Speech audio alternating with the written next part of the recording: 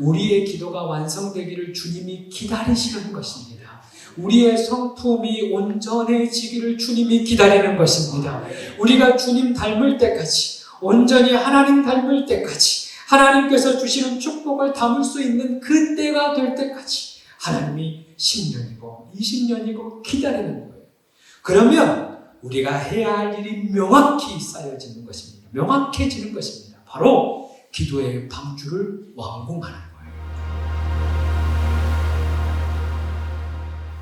우리의 기도 생활과 신앙 생활 가운데 가장 큰 걸림돌 몇 가지가 있습니다. 먼저는 믿지 않는 주변 환경일 수 있어요. 나는 믿지만 남편이 믿지 않을 때, 나는 믿지만 가족이 믿지 않을 때 신앙생활에 걸림돌이 됩니다.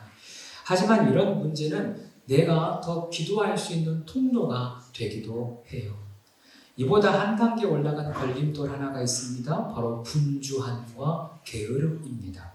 분주함, 게으름. 어쩌면 단어만 보면 극에 있는, 반대편에 있는 단어일 수 있습니다. 그러나 이 극에 있는 두 단어가 미치는 영향은 동일합니다.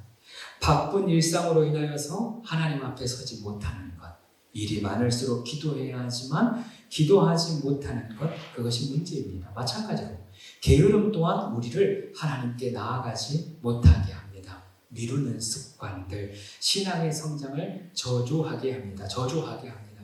세상을 향하여 성경은 자족하라 했는데 많은 신앙인들이 신앙 성장에 자족을 해요. 이쯤 하면 기도하면 됐지, 이쯤 예배하면 됐지, 그러면 안 된다는 거겠죠. 무엇보다 우리의 기도를 꺾는 가장 큰 걸림돌이 있습니다. 바로 더딘 응답입니다. 언제 응답을 받을지 알지 못하는 그 막막감, 나의 시간은 이미 한계에 다다랐는데 하나님의 때가 점점 늦어지기만 할 때 찾아오는 무력감. 이러한 더딘 응답은 우리의 기도를 더욱 무겁게 합니다. 내가 뭔가 잘못 구하고 있는 것은 아닌가? 이것이 하나님의 뜻이 아닌 건 아닌가? 반문하게 합니다. 그러나 이러한 생각은 사단이 주는 생각들입니다. 기도하지 못하게 방해하는 생각들이지요. 이때 우리는 오히려 더욱 하나님께 간절히 간구해야 합니다. 오늘은 바로 그 이야기를 해보려고 합니다. 오늘의 제목, 인자가 올 때 믿음을 보겠느냐, 인자가 올 때 믿음을 보겠느냐입니다. 오늘 우리가 함께 읽은 본문의 이야기는 누가복음에만 등장하는 독특한 이야기입니다. 중심의 주제는 기도입니다.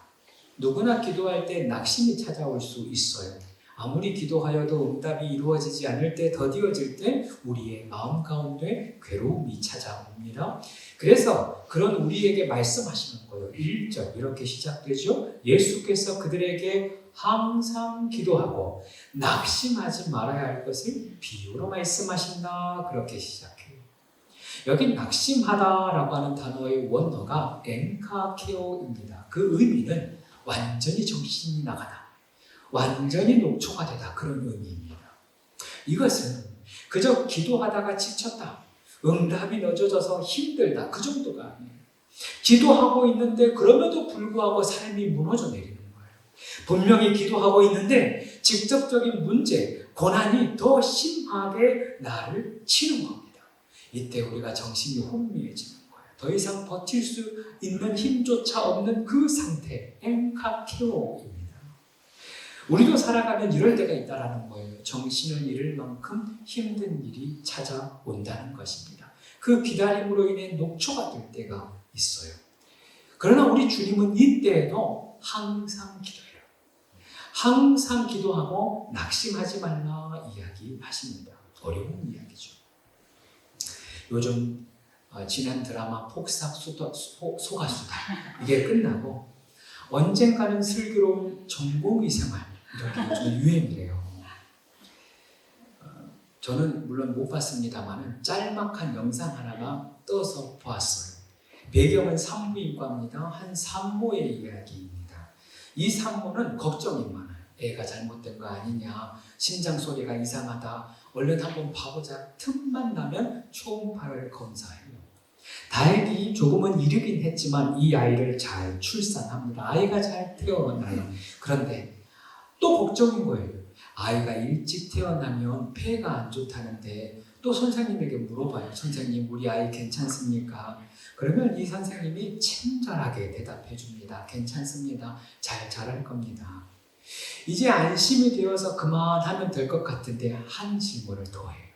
그러면 이제 걱정하지 않고 걱정 없이 살 수 있겠네요? 묻는 거예요. 그러자 이 선생님이 여자분이셨거든요. 이런 이야기를 하는 거예요. 아니요, 안 돼요. 늘 걱정하게 되어 있어요. 그러는 거예요. 이야기 들어보니 이런 거예요. 아이 낳으면 걱정이 끝인 것 같지만 아닙니다. 그때서부터 걱정이 시작됩니다. 우리 엄마는 올해 70이 넘었는데 여전히 내 걱정을 합니다. 예전에는 이것이 유별나다 싶었는데 막상 내가 아이 낳아보니 나도 똑같이 하더라. 그런 얘기예요. 그걸 보면서 제 마음에 동감이 되었어요. 걱정이 없는 인생은 없다. 평생 내 삶에 걱정거리가 생긴다 그러는 거예요. 끊임없이 문제가 찾아옵니다. 끊임없이 걱정하게 됩니다. 그러면서 이 의사 선생님이 한마디 명언을 남겨요.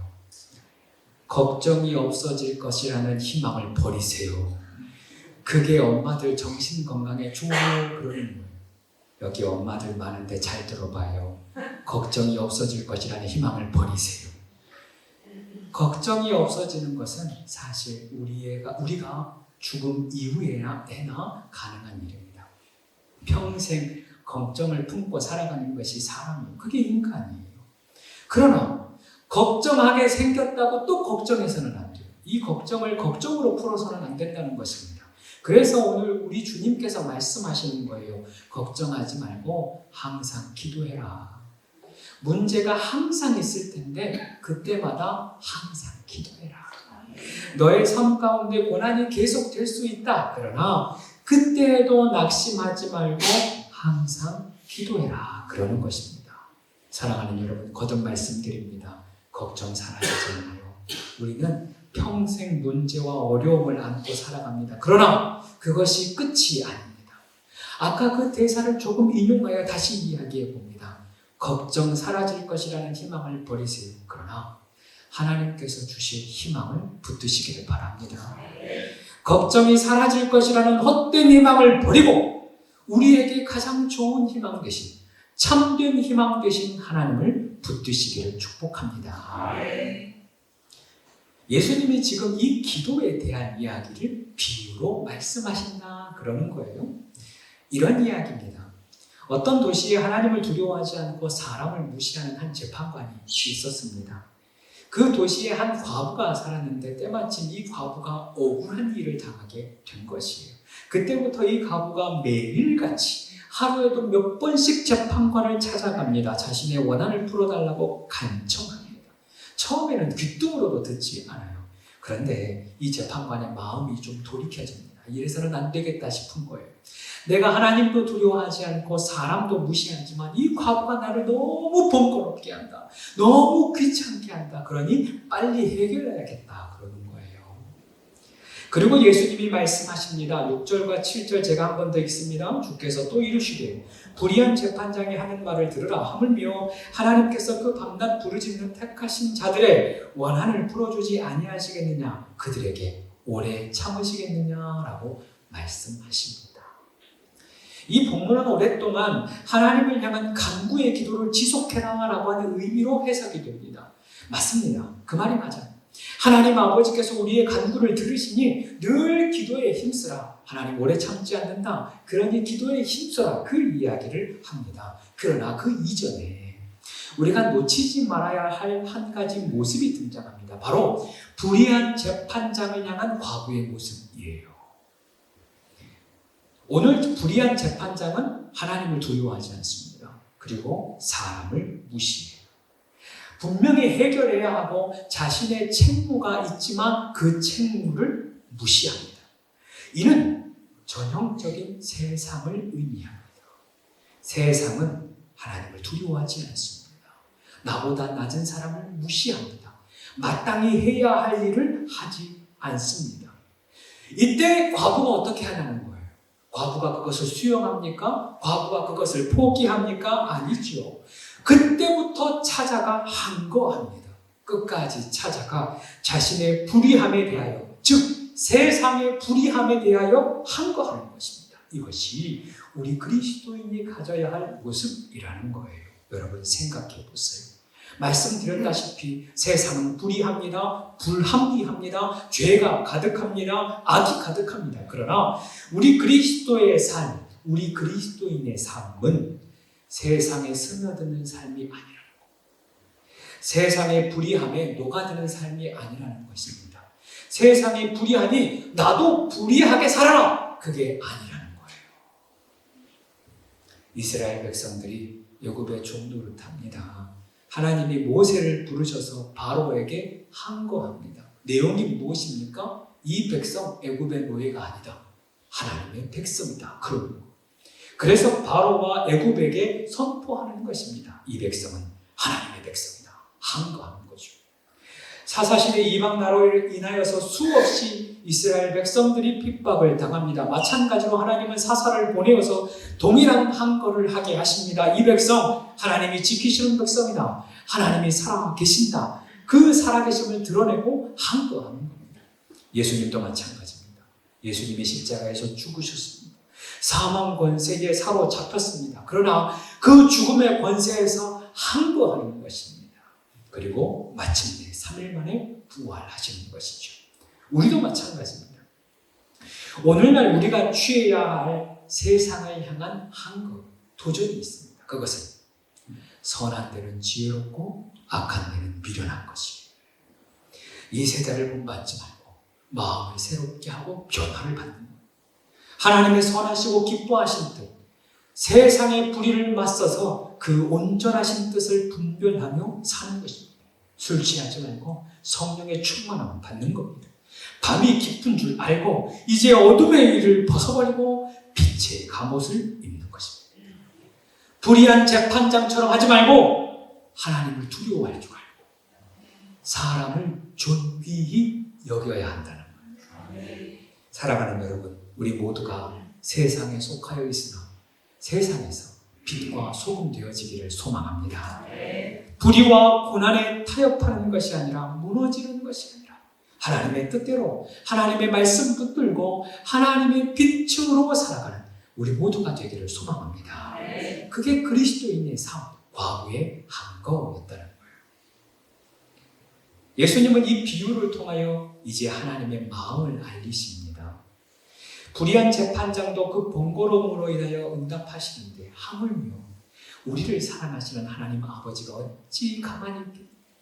우리를 사랑하신 하나님 아버지께서 어떻게 자녀들의 기도를 오래 참을 수 있겠느냐라고 하는 것입니다. 그렇습니다. 하나님은 우리의 아버지이십니다. 우리 하나님이 때를 써야 어쩔 수 없이 응답하시는 분은 아니에요. 어쩔 수 없어서 그 답을 채워주시는 분은 아닙니다. 오히려 우리를 사랑으로 품으시고 우리를 선대하시고 더딘 응답 가운데서도 이른 비와 늦은 비의 은혜를 반드시 허락하여 주십니다. 믿으시기 바랍니다. 그래서 예수님이 그 이야기에 한 말씀을 더 붙이는 거예요. 8절. 내가 너희에게 이르노니 속히 그 원한을 풀어주시리라. 그러나 여기서부터 중요해요. 인자가 올 때 세상에서 믿음을 보겠느냐. 인자가 올 때 세상에서 믿음을 보겠느냐. 누가복음을 기록할 당시의 상황이 있어요. 그 당시에는 초대교회가 수많은 핍박을 받을 때였습니다. 성도님들이 잡혀서 죽임을 당할 그때예요. 그냥 머물 수 없어서 저 지하 땅속으로 들어가 예배할 그때입니다. 이때 누가가 예수님의 말씀을 기억하여 이 말씀을 기록하는 것입니다. 그래서 누가복음만 이 사건이 기록되는 것이에요. 주님의 날 멀지 않았다. 그러니 믿음을 지키자. 주님 곧 오신다. 그러니 믿음을 붙들자. 그날은 반드시 온다. 속히 온다. 그러니 믿음을 버리지 말자. 내가 믿음을 보겠느냐. 이 말씀을 하시는 것입니다. 노아가 하나님께 홍수의 심판이 있다라는 말씀을 듣습니다. 그리고 그때서부터 방주를 만듭니다. 오늘날이야 비가 많이 오고 홍수가 나는 것이 우리에게 익숙해요. 그러나 노아의 때 당대에는 홍수라는 단어가 없었습니다. 홍수라는 말 자체가 없던 시기입니다. 궁창 위에 물이 있던 시기예요. 그래서 이 땅, 이 지구가 생명이 살기에 가장 적합한 온도와 습도를 유지할 그때입니다. 홍수가 없었던 때예요. 바람이 지금처럼 크게 있지 않습니다. 말 그대로 지상낙원입니다. 그런데 하늘에서 물이 쏟아진다는 거예요. 여러분 안 믿어지죠? 믿어져요, 안 믿어져요? 솔직하게 얘기해봐요.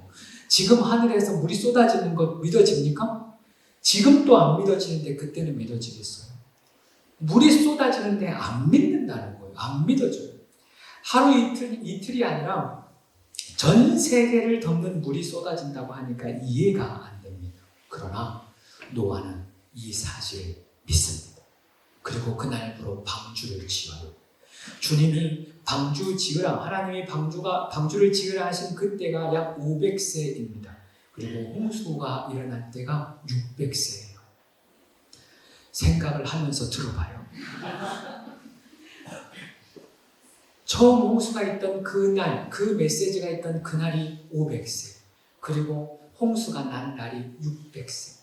그 사이가 100년이에요. 100년 동안 날마다 방주를 만드는 겁니다.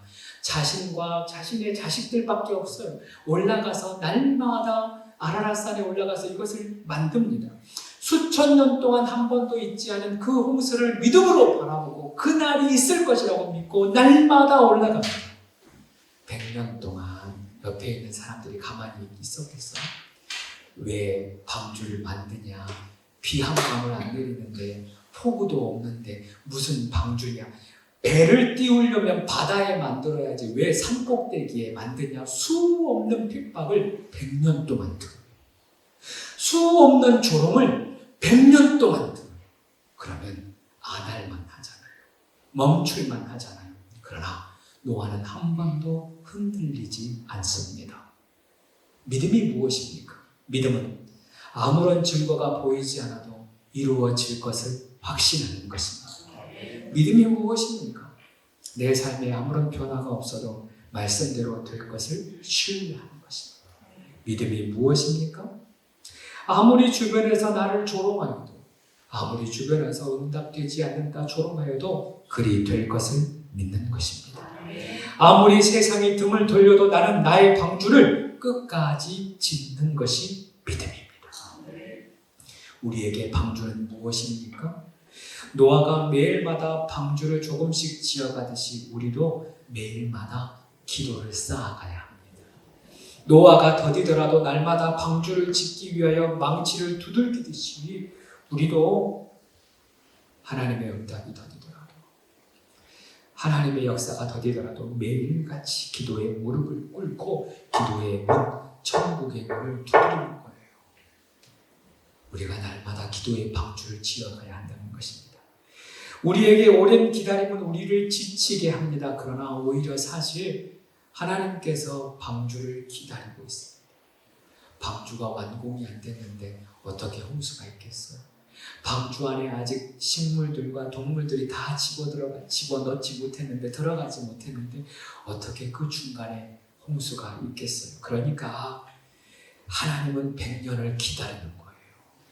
방주가 지어지기까지, 그 방주가 차기까지 기다리고 마침내 홍수를 내립니다. 우리도 마찬가지입니다. 우리의 기도가 완성이 안 된 겁니다.